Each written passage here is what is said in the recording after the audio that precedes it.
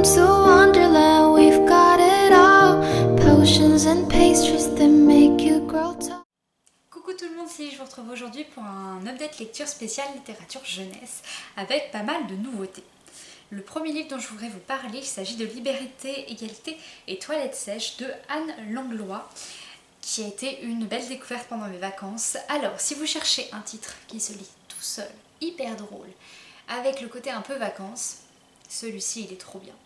On est sur une famille parisienne, mais pure parisienne, avec tous les clichés qu'on peut connaître quand on vit pas à Paris. Voilà, des clichés des Parisiens qu'on peut avoir. Et cette famille qui a des attentes très hautes pour leurs enfants, dont le père est hypocondriaque, va entendre parler d'un nouveau virus sur Paris.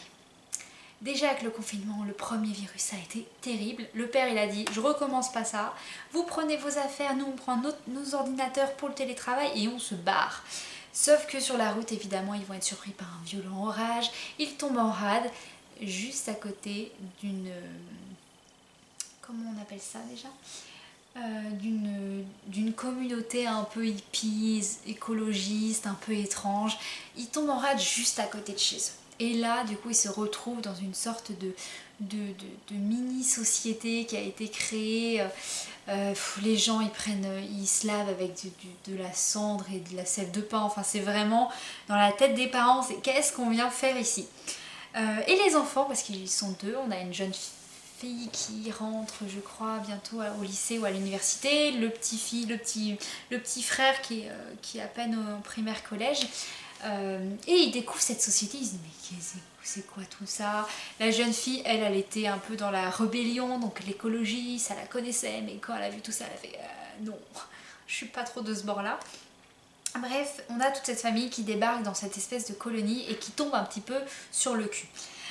Ils vont apprendre à vivre bien sûr en communauté, ils vont devoir rester pendant un certain temps en fait avec ces personnes, ils vont se lier d'amitié, ils vont se découvrir, ils vont se redécouvrir aussi, ils vont changer leur vision des choses, ils vont apprendre des fois aussi à communiquer entre eux, à s'écouter.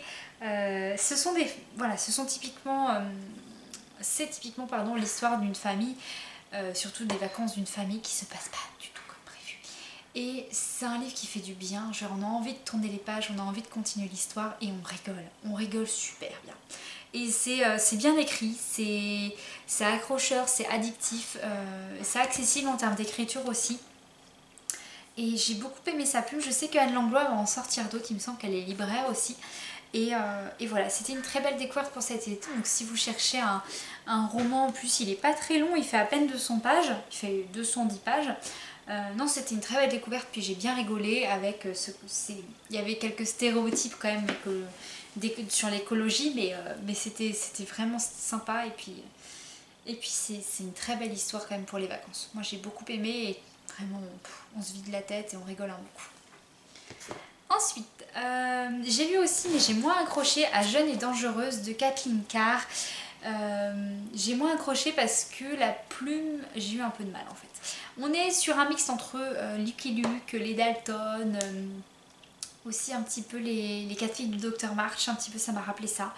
On est sur une famille en fait dans un ranch, ils ont 6 filles et ils ont du mal à joindre les deux bouts. Et le père il décide en fait d'utiliser ces 6 filles pour attaquer des diligences, voler des cargaisons. On est vraiment à un côté un peu Far West, un peu cow-boy qui est très présent, avec un côté quand même féminin qui est bien là, qui nous parle aussi de l'époque sous le regard des femmes, donc c'est plutôt cool et très rafraîchissant. Après le père, c'est vraiment le cow-boy du fin fond du ranch du Montana quoi. Il a une façon de parler, des fois il faut s'accrocher quand même à son livre. Non, c'est très sympa, c'est assez frais.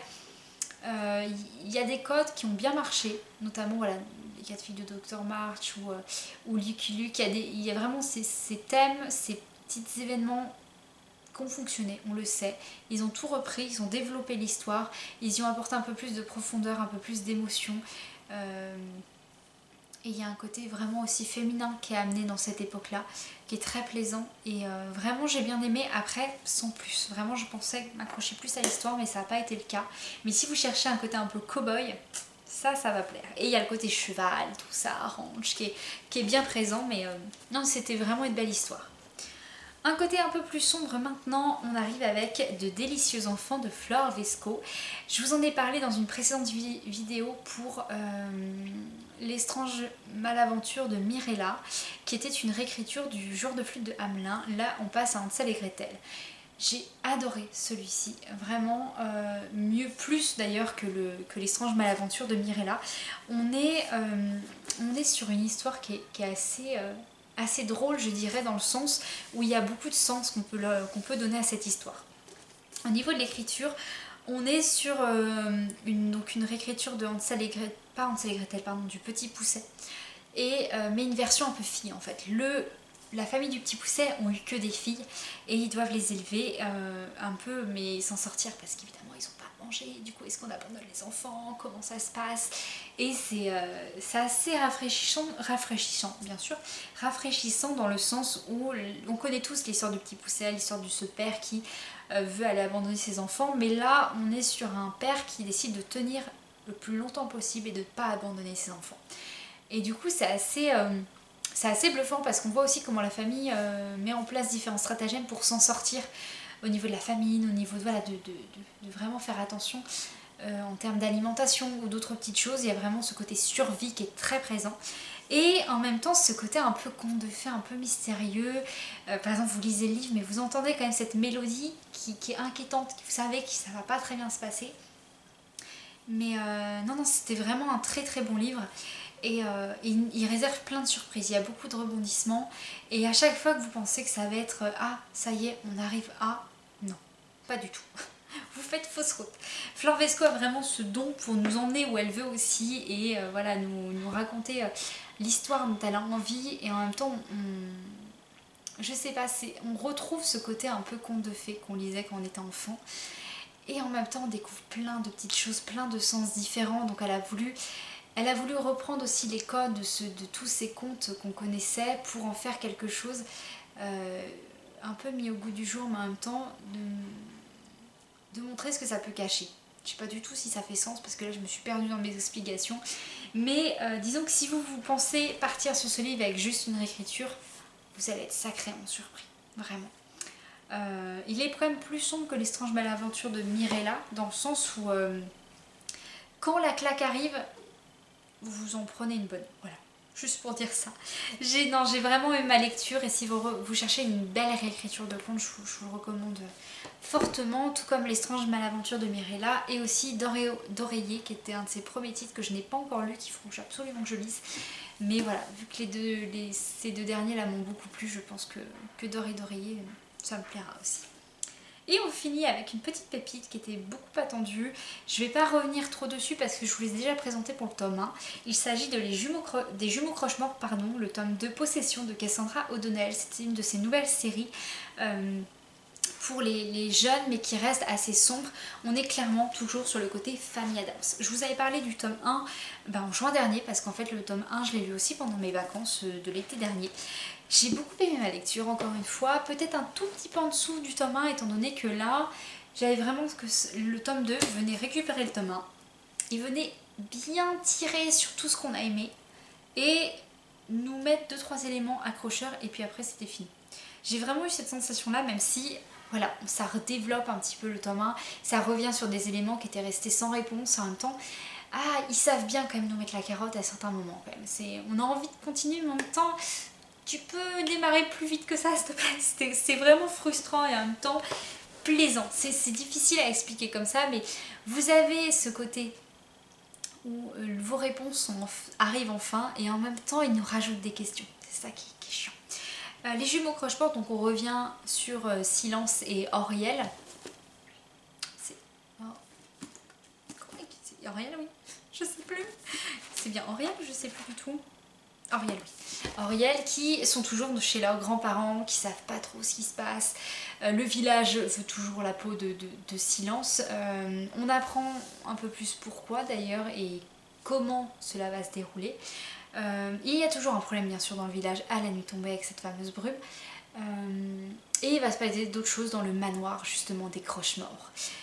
On apprend aussi d'autres choses sur la famille des Croche-Morts, comment ça s'est déroulé, les ancêtres, la maman aussi des Croche-Morts, comment cette jeune femme a grandi là-bas, comment elle a éduqué ses enfants.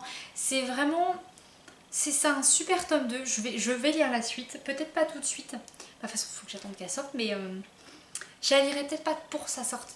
À voir quand est-ce qu'elle sort, comment dire, la période et tout ça. Mais c'était un super tome 2. Mais je reste un peu quand même sur ma faim. À voir comment le tome 3 nous amène tout ça. Mais il y a le côté quand même Famille Adams qui est hyper plaisant quand même. C'est un univers qu'on retrouve dans peu de livres. Et en même temps, ces jumeaux, genre, ils sont attachants, on a envie de les guider, on a envie d'être avec eux, de les aider dans tout ce qu'ils traversent. Non, c'est vraiment un super titre et j'ai quand même hâte de lire la suite. Je sais pas si je la lirai tout de suite pour autant parce que c'est... Voilà, comme je vous disais, je suis restée quand même un petit peu sur ma faim. Donc je verrai si je lirai la suite pour ce roman-là. Et cette vidéo est maintenant terminée et en attendant la prochaine, je vous dis à bientôt et je vous souhaite une très bonne lecture. Qu'est-ce que tu fais là? Bouge-toi!